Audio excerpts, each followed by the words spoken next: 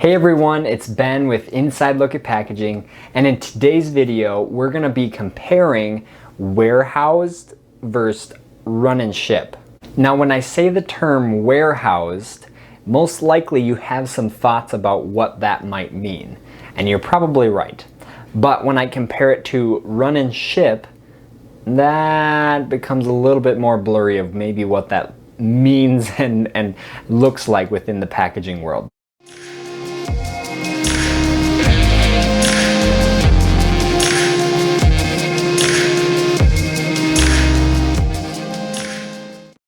Today we're going to be talking about warehoused and run and ship as kind of part 3 of our guide through finding a supplier vendor to offer and supply your product, as well as getting the quoting process. And then this video is kind of going through some of the supply chain aspects of this process getting through. You're actually going to maybe think about ordering and looking at that. But these two things need to be considered, and that is, am I going to have these components be warehoused by the supplier, or am I going to use a run and ship method? Let's jump into the comparison and hopefully help us kind of get our thoughts on particular applications and see which one we should be doing. So let's jump into it. Now, starting with the warehoused, as I had mentioned earlier, when I said warehouse, you most likely kind of have a thought of what that means, and you're probably right.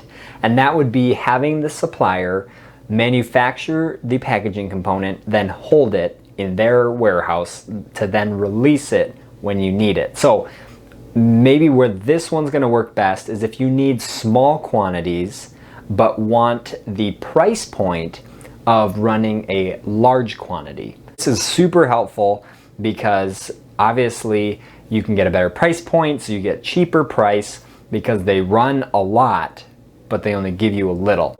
When you have that sitting in the warehouse of the supplier vendor, when all of a sudden your customer now comes and says, we need a rush order, all I need to do is, okay, I know I have those boxes already ready, I'm just going to go to my supplier and say, hey, ship me this many. So it's kind of a safety net as well, which is really helpful.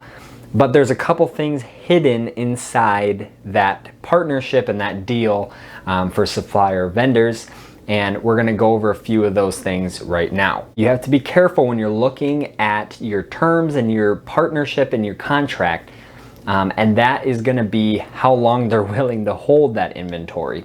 And so no supplier wants you to say, yes, I want 100,000 of these boxes, then to take 3,000 and never take them for another year. No one wants to sit on those.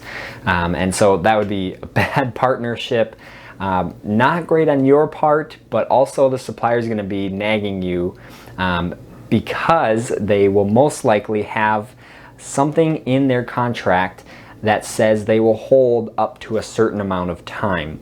And so a common one is going to be 60 days or 90 days. So that 90 days, 3 months. If I place a large order, I have 3 months to pull all of that inventory out of their warehouse before they start charging me or they make me take it all at once. 3 months, that might be a pretty easy time frame to get all of that out of there.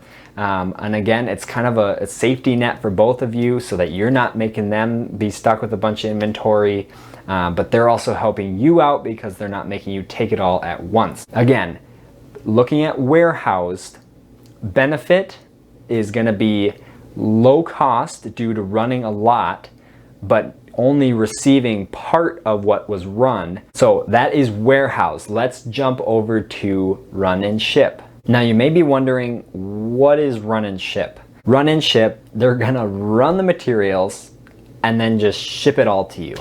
So simple, but that's how it works. So when a supplier says, do you want this in a warehouse or more of a run and ship? Now you know. Again, run and ship, similar to warehoused, has some things that we need to think about inside and kind of part of that contract and doing that. The first thing being this is going to be best for larger orders. So again, similar to warehouse, you're going to get that lower cost because you run a larger amount, but you're also responsible for receiving that large amount. You just need to know when you are looking at quoting and things like that, because this part kind of fits into that quoting that we talked about in the last video. And if you didn't see that video, go back and watch that. I'll add it here to the cards, a link to that. But run and ship is going to be maybe full truckload.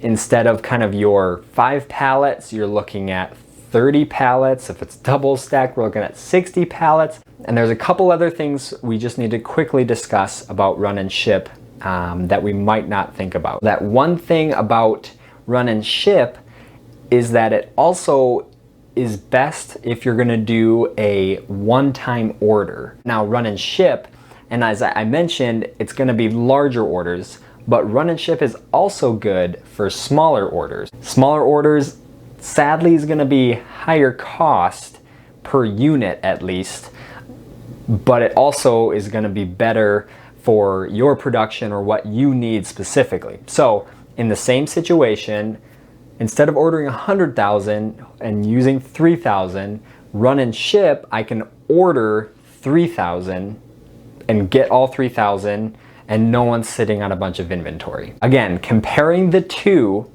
we have warehoused and run and ship, and both are great options. But again, like most things in packaging, they're particular to your situation. From a supply chain, make sure you're looking at your two options of warehoused and run and ship when you're talking and you're looking at kind of after you have a quote, and most of the time these fit into that quote as well. They might need to add this part to the quoting process. But just to kind of put on your radar to think about these two options, we see them a lot in packaging, and I just wanted to kind of give you this shorter video just to help guide you through the terms, kind of what they mean, what their best usage, and just to try to help you get on the right track. If you found any of those topics helpful, or valuable to you, I highly suggest you hitting the like button. That helps me out a ton on this channel, and it helps us to be spread to a wider audience. And so if you've been finding value in these videos, please feel free to share as well. Share them with your friends, share them with people within your organization or company. If any of these topics are helpful, maybe you have ideas, please reach out to me and let me know. You can connect with me on our Instagram, or just direct message me, or let me know in the comments below. And of course, if you're not subscribed, please do so, as you won't miss a single one of our videos. Otherwise, we'll catch you in the next one. Thanks.